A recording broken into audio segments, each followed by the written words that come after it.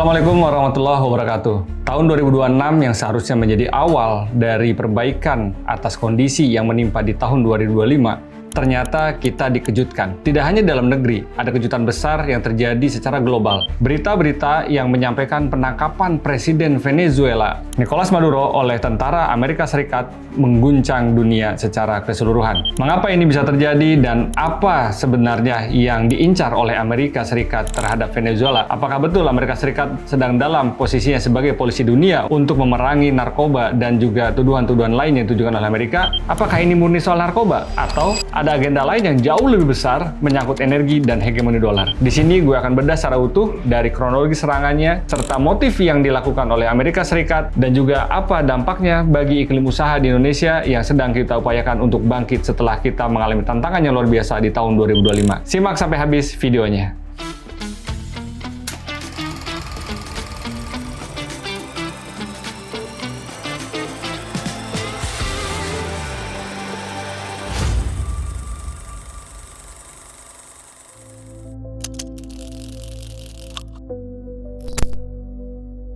Di tanggal 2 Januari 2026, di awal tahun yang sejatinya menjadi awal baru bagi kita semua, bagi seluruh dunia, untuk harapan baru setelah 2025 begitu banyak konflik, begitu banyak kejadian yang mengguncang ekonomi secara keseluruhan, serta kehidupan bernegara di dunia internasional, kita dikejutkan lagi dengan berita penangkapan Nicolas Maduro yang dilakukan oleh militer Amerika Serikat sesuai dengan perintah dari presiden mereka, Donald Trump. Serangan yang dilakukan juga bukan main-main.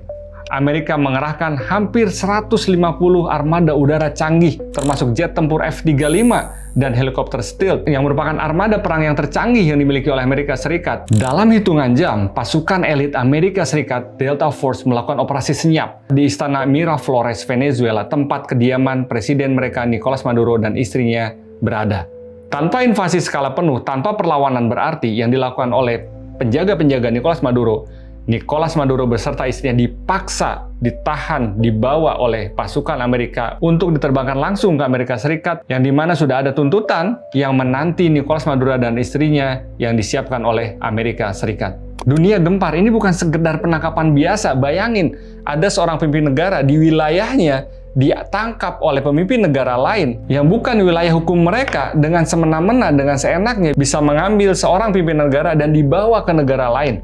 Ini jelas merupakan pelanggaran terhadap Piagam PBB Pasal 2 Nomor 4. Tapi seperti biasa, Donald Trump selalu punya alibi dan alasan kenapa dia sampai melakukan penangkapan terhadap Nicolas Maduro. Menurut dia, ini bukan tentang perang. Ini adalah penegakan hukum terhadap narkoteroris dengan harga kepala termahal, yaitu 50 juta dolar Amerika Serikat.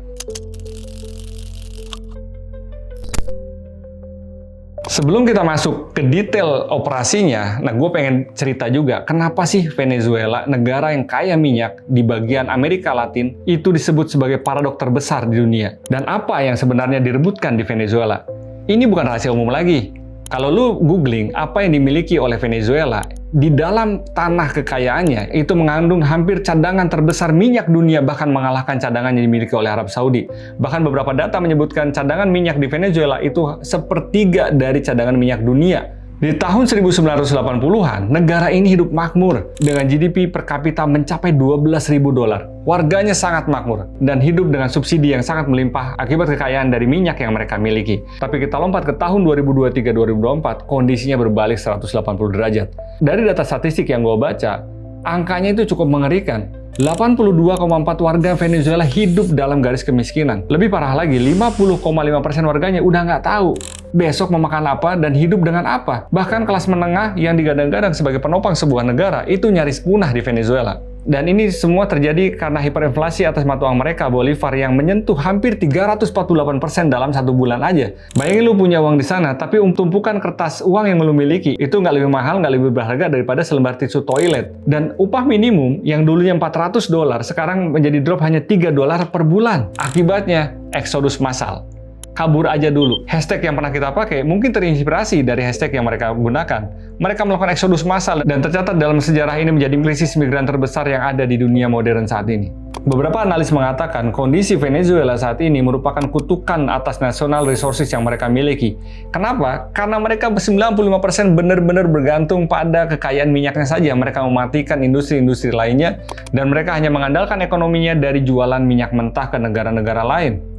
Namun kondisi menjadi memburuk pada saat presiden sebelumnya yaitu Hugo Chavez melakukan nasionalisasi besar-besaran atas perusahaan-perusahaan minyak internasional yang beroperasi di wilayah Venezuela. Sebut aja ada ExxonMobil dan ConocoPhillips yang semuanya dinasionalisasi oleh Hugo Chavez, tapi kondisinya malah nggak menjadi lebih baik karena mereka nggak tahu bagaimana cara mengoperasikannya dan akhirnya membusuk dari dalam. Dan ketika minyak dunia runtuh di tahun 2014, kalau lu ingat waktu itu ada kondisi di mana krisis harga minyak dunia jatuh sejatuh-jatuhnya, bahkan harganya lebih murah daripada 1 liter air mineral, Venezuela nggak punya tabungan. Mereka bangkrut seketika. Dan inilah kondisi yang dimanfaatkan oleh Amerika Serikat. Kalau kita perhatikan, kondisi eskalasi ini nggak akan mungkin terjadi dalam waktu satu malam aja. Ini merupakan tumpukan-tumpukan sebuah kejadian-kejadian yang sudah berlangsung lama. Di awal tahun 2025, di saat Presiden Donald Trump masuk ke dalam istana sebagai Presiden Amerika Serikat, dia merubah kebijakan diplomasi ala Biden menjadi tekanan maksimum jilid 2. Trump mencabut status perlindungan kewarganegaraan Venezuela yang tinggal di Amerika Serikat dan membatalkan semua konsesi minyak antara Venezuela dan Amerika Serikat. Hal ini terus bergulung. Di bulan-bulan selanjutnya, bahkan di akhir tahun 2025, operasi rahasia CIA itu diotorisasi, dikasih izin untuk melakukan pemantauan pergerakan dari pimpinan-pimpinan di Venezuela. Dan di November 2025, eskalasi militer sudah mulai nampak. Amerika Serikat sudah mengerahkan armada-armada tempurnya di Lautan Karibia. Dan lu tahu, di Desember 2025 dilakukan blokade total. Tidak ada kapal tanker yang boleh keluar atau masuk dari Venezuela. Dengan seketika, maka apa yang terjadi? Ekonomi Venezuela semakin rontok. Lalu, dengan kondisi ini, mungkin kita semua bertanya, dan lu juga bertanya, kenapa Venezuela kok diam aja? Kalau dia punya resources yang sebesar itu, bukankah itu bisa dimanfaatkan sebagai senjata yang mereka lakukan untuk menghadapi hegemoni Amerika? Nah, tadi jawabannya guys, karena Venezuela terlalu terlena dengan kekayaan atas resourcesnya yang melimpah, waktu itu tidak mengembangkan secara utuh industri-industri lainnya, bahkan militernya pun termasuk indeks yang rendah. Bahkan anggaran militernya pun tidak mencapai 1% dari anggaran militer Amerika Serikat. Dan inilah yang memuluskan operasi yang dilakukan oleh Amerika Serikat di awal tahun 2026, yang disebut oleh para pengamat sebagai Operation Absolute Resolve. Tapi tunggu dulu, lu mungkin mikir, kenapa repot-repot banget Amerika Serikat menggunakan Delta Force-nya hanya untuk menangkap satu orang? Tentu nggak sesimpel itu. Pasti ada alasan besar yang Amerika incar. Seperti biasa, negara ini nggak mungkin melakukan sesuatu kalau bukan motifnya adalah motif ekonomi. Dan motif terbesar biasanya Presiden-Presiden Republik adalah tentang industri minyak. Jadi jelas alasan pertama menurut gua adalah minyak mentah yang diincar oleh Amerika Serikat. Venezuela memiliki jenis minyak extra heavy crude yang merupakan minyak mentah dengan sifat memiliki sulfur yang tinggi dan kental yang cocok dengan kilang-kilang yang dimiliki oleh Amerika Serikat. Di mana kilang-kilang itu udah didesain oleh Amerika Serikat puluhan tahun yang lalu. Buat lo tahu, Amerika Serikat sebenarnya udah ngembangin yang namanya shale oil, di mana itu adalah minyak ringan. Tapi, lagi-lagi, cadangan shale oil yang mereka kembangkan itu belum bisa diproduksi di kilang-kilang yang mereka miliki secara optimum.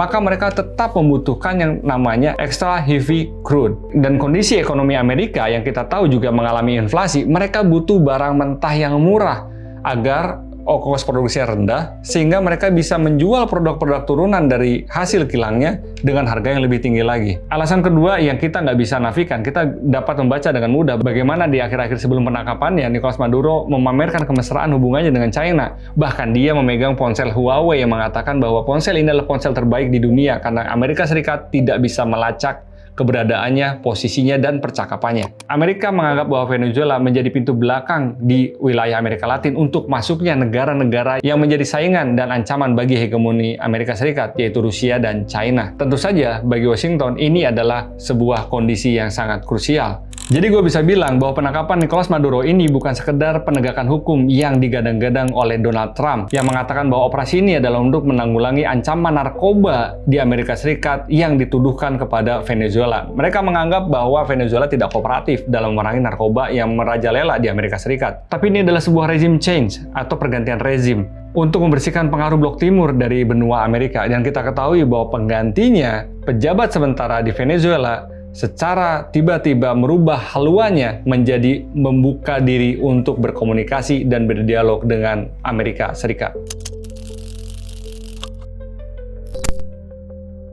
Nah, kalau lu perhatikan, pola ini tuh mirip banget dengan pemimpin-pemimpin negara sebelumnya yang digulingkan oleh Amerika Serikat, dan kebetulan mayoritas bahkan hampir semuanya itu digulingkan oleh presiden yang berlatar belakang Republikan. Kita sebut aja ada Muammar Gaddafi dari Libya, ada Saddam Hussein dari Irak, dan ada Hugo Chavez yang merupakan pejabat sebelumnya yang digantikan oleh Nicolas Maduro. Ketiganya mirip-mirip, mereka ingin mengganti hegemoni atau dominasi mata uang dolar dengan kebijakan mereka masing-masing. Dan mereka juga menginginkan kedaulatan atas sumber daya alam yang mereka miliki.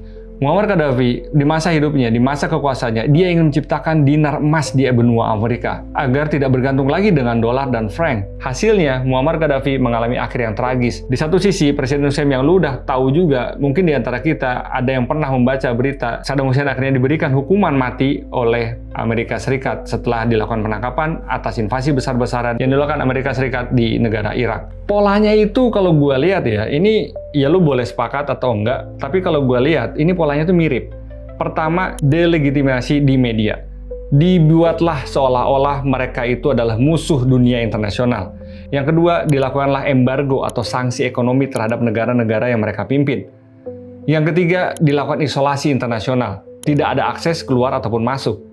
Jadi ekonomi mereka betul-betul hanya bertumpu pada dalam negeri saja. Dan ujungnya itu dilakukan operasi militer yang akhirnya menjadi sebuah kudeta penggantian sebuah rezim.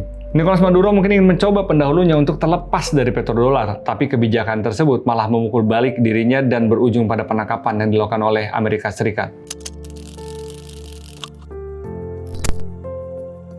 Dengan penangkapan yang dilakukan Maduro, maka akan terjadi krisis di dunia perminyakan. Bisa saja terjadi skenario yang pertama, yaitu adanya harga minyak dunia menjadi naik atau melambung. Karena negara masing-masing, termasuk OPEC, bisa saja mengambil situasi ini dengan memperkecil produksi mereka. Dan kalau gua baca-baca, saat ini belum ada tanda-tanda dari OPEC untuk meningkatkan produksinya. Artinya, kebutuhan minyak yang tinggi tidak diikuti dengan suplai yang besar. Tapi analis yang lain mengatakan bisa jadi ini akan membuat harga minyak turun. Kenapa? Karena suplai akan menjadi melimpah, produksi Amerika Serikat akan tinggi, dan Amerika Serikat akan dapat menggunakan minyak mentah yang dihasilkan dari Venezuela.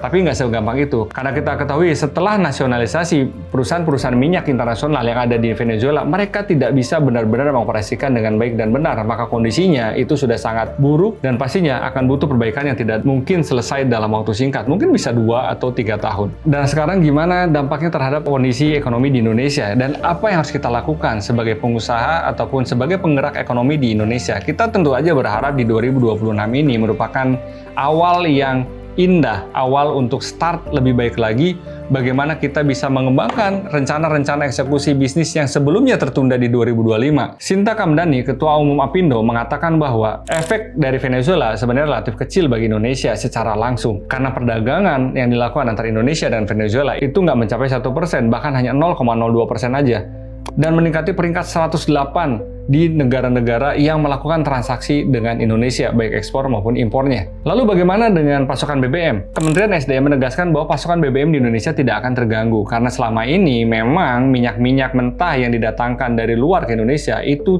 bukan merupakan minyak dari Venezuela, tapi dari Timur Tengah kebanyakannya. Tapi tadi kemungkinan besar akan terjadi kenaikan harga minyak seperti Brent dan WTI akibat ketidakstabilan produksi minyak. Dampaknya, kalau minyak ini adalah sebuah core yang lu juga pasti paham, harga minyak pasti mempengaruhi terkait dengan efek dominannya ke harga-harga yang lainnya.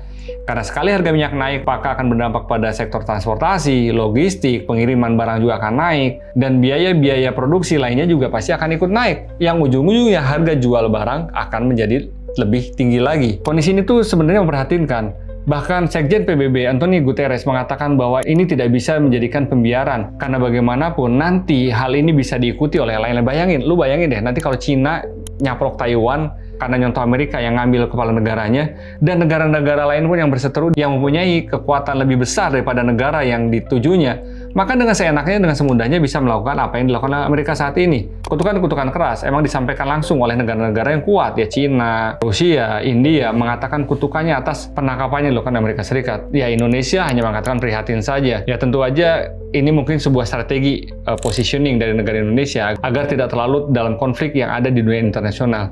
Nah sekali lagi, dampak ke kita apa yang harus kita lakukan? Sebenarnya sama. 2026 seperti konten gua sebelumnya, bagaimana kita menghadapi 2026 dengan dinamikanya, kita akan tetap menghadapi masalah-masalah seperti di 2025, tapi itu menjadi sebuah kondisi yang normal.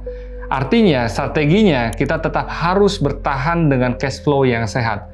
Jika kita mau melakukan ekspansi, maka pastikan ekspansi yang lo lakukan adalah ekspansi yang terukur dan tidak ada kaitan langsung dengan nilai tukar mata uang ataupun dengan harga minyak dunia. Dan sebagai pengusaha, inilah yang disebut dengan makroekonomi. Selama ini kita mungkin hanya fokus pada branding, pada pricing, pada competitor analysis, tapi kita tidak memperhatikan makroekonomi. Nah, disinilah kita harus melek bahwa makroekonomi itu pasti berdampak pada sektor usaha. Dan salah satunya, apabila makroekonomi dunia ini tergoncang, kita akan bisa melihat di PMI atau manufaktur indeks di Indonesia itu seperti apa. Kalau manufaktur juga tergoncang karena bahan baku semakin naik, ya kita harus waspada bahwa target kenaikan 6,5% yang ditargetkan oleh Menteri Keuangan Purbaya itu mungkin akan berat tercapai. Tapi kita nggak boleh pesimis, kita tetap harus optimis. Apapun yang terjadi, pastinya inilah izin dari Allah Subhanahu wa Ta'ala, dan kita yakin bahwa Allah akan tetap memberikan rezekinya buat kita yang terus bergerak. Jadi gua di sini sama dengan lu semua, tetap melakukan yang terbaik, tetap menggunakan data dan fakta. Jangan kita serampangan mengambil keputusan-keputusan yang emosional dalam bisnis kita. Perbaiki fundamental bisnis kita dan lihat secara utuh serta ikuti terus perkembangannya apa yang terjadi eskalasi dunia. Gua Mr. Catur, hidup taat, hidup sehat, hidup manfaat.